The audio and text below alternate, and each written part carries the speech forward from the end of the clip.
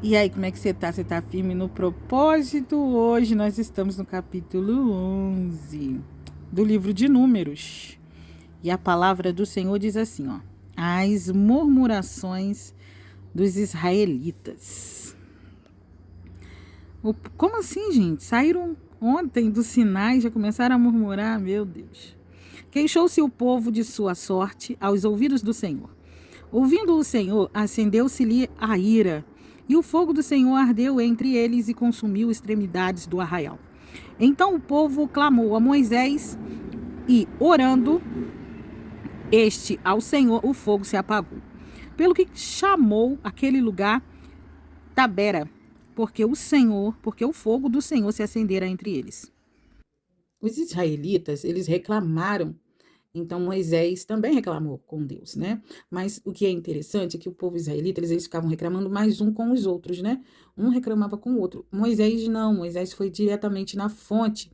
Moisés foi diretamente em Deus e Deus respondeu positivamente a Moisés, mas respondeu negativamente ao povo, né? Por quê? Porque as pessoas, elas ficavam ali se queixando umas com as outras, mas não falavam com Deus.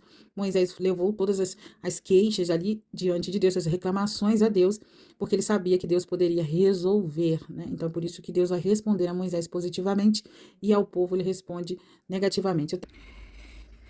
E o populacho, que estava no meio deles, veio a ter grande desejo das comidas dos egípcios, pelo que os filhos de Israel tornaram a chorar e também disseram: quem nos dará comer a carne? Eu até circulei essa palavra aqui, populacho. Eu deixei aqui sublinhado no versículo 4 a palavra populacho. Se refere tanto aos não israelitas que se uniram ao acampamento no Êxodo, ali quando o povo israelita está saindo, vem com eles, né, alguns egípcios e se unem aos israelitas. Então trata-se daquele povo que acompanhou o povo ali de Israel quando saiu do Egito.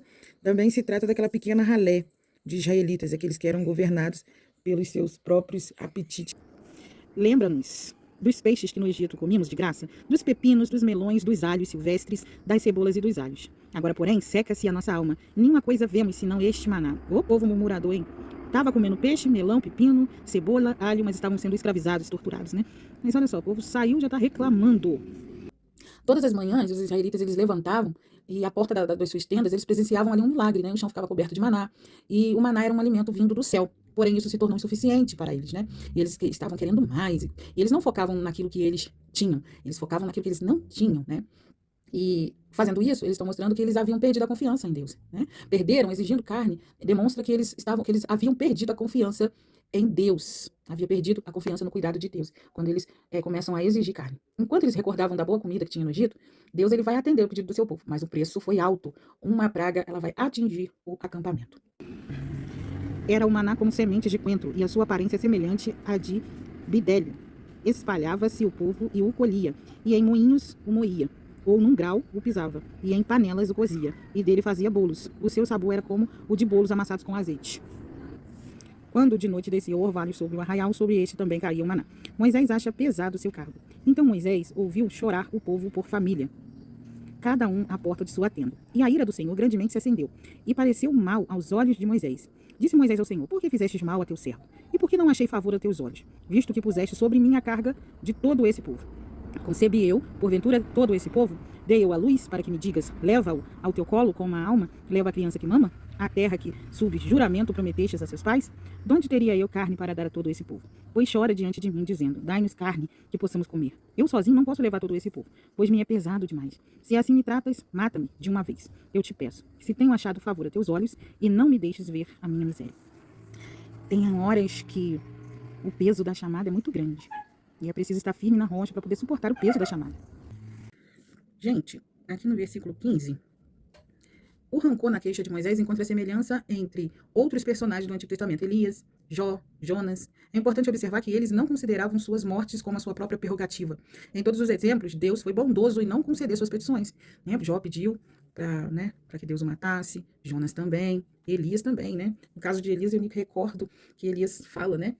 Em 1 Reis 19, versículo 4, Ele fala, me mate, eu sou melhor que os meus irmãos, né? Aí Deus vai falar, Elias, ainda tem mais, os profetas, ainda tem mais profetas aí, né? Ainda vai fazer mais, ainda vai ungir reis, e vai derramar o óleo sobre profetas, né? Porque ele achava que Jezabel e Acabe já havia matado todos os profetas. Ele disse para Deus, então me mate, eu sou melhor do que os meus irmãos, né? Jó também chega no estágio de pedir, né? A Deus a morte, e Jonas também. Então a gente vê como Deus é bondoso em não conceder, né? A petição daqueles homens quando eles estavam ali passando por um momento de crise.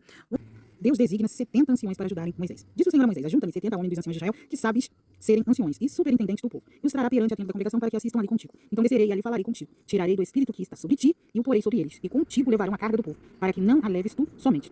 Dizes ao povo, santificai-vos para amanhã e comerei carne. Porquanto chorastes ao ouvido do Senhor, dizendo que quem nos dará carne a comer? Íamos bem no Egito, pelo que o Senhor vos dará carne e comerei. Não comerei um dia, nem 2 dias, nem 5, nem 10, nem ainda 20, mas um mês inteiro, até vos sair pelos narizes, até que vos enfatieis dela. Porquanto rejeitastes o Senhor, que está no meio de vós, e choraste diante deles, dizendo, por que saímos do Egito? Respondeu Moisés, 600.000 homens de pé. E este povo no meio do qual eu estou. E tu dissestes, dar-lhe-eis carne e comerão um mês inteiro.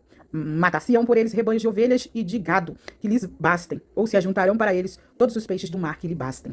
Porém o Senhor respondeu a Moisés, ter-se-ia encurtado a mão do Senhor? Então agora mesmo verá se cumprirá ou não a minha palavra. Saiu, pois, Moisés e referiu ao povo as palavras do Senhor e ajuntou 70 homens dos anciões do povo e os pôs ao redor da tenda. Então o Senhor desceu na nuvem e lhe falou, e tirando do espírito que estava sobre ele, o pôs sobre aqueles 70 anciões. Quando o espírito repousou sobre eles, profetizaram, mas depois nunca mais. Porém, no arraial ficaram 2 homens, um chamava Eldade e o outro Medade. Repousou sobre eles o espírito, porquanto estava entre os inscritos, ainda que não saíram à tenda a profetizar no arraial. Então correu um moço e anunciou a Moisés e disse, Eldade e Medade profetizam no arraial. Josué, filho de Nun, servidor de Moisés, um dos escolhidos, respondeu e disse, Moisés, meu senhor. Um dos escolhidos respondeu e disse, Moisés, meu senhor, proíbo-los. Porém Moisés lhe disse, tens tu ciúmes por mim? Tomara todo o povo do Senhor fosse profeta, que o Senhor lhe desse o seu espírito. Uau! Depois Moisés se recolheu ao arraial e eles e os anciões de Israel. Deus manda cordonizes. Então soprou um vento do Senhor e trouxe cordonizes do mar, e as espalhou pelo arraial quase caminho de um dia, ao seu redor, cerca de 2 côvados sobre a terra. Levantou-se todo o povo aquele dia, à noite e outro dia recolheu as cordonizes. O que menos colheu teve 10 homeres, e as estenderam para si ao redor do arraial. Estava ainda a carne entre os seus dentes, antes que fosse mastigada, quando se acendeu a ira do Senhor contra o povo e o feriu com praga muito grande. Pelo que o nome daquele lugar se chamou Atava, porquanto ali enterraram o povo que teve o desejo das comidas dos egípcios. De Quibrote a Ataava, partiu o povo para Azerote e ali ficou.